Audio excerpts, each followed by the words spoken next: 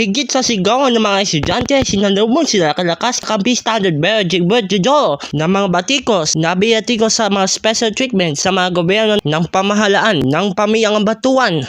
Are you satisfied with how the president is reacting to this? There is no choice but to let the investigative authorities do their job. Micromanaging security forces and police forces results in a lot of mistakes. The public should realize that. Ayon kay Jodoro, dapat madiin ng kaso para sa labas na resulta sa publiko.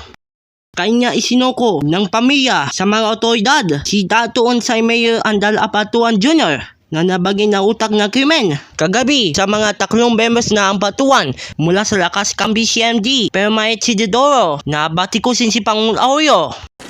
I am loyal to my president. The president is allowing us to do what we deem fit. But it is not for me to disagree publicly just to do my own thing. That is the essence also of the party unity. Pero si dating Vice President Noel De Castro napigil ang bumabanat. Mas disappointed pa ako ngayon. Kung titingnan mo sa galit ng mga Pilipino, no, hindi lang sa Mindanao kundi hanggang dito sa Luzon, talagang mabagal. Sana'y bilisan.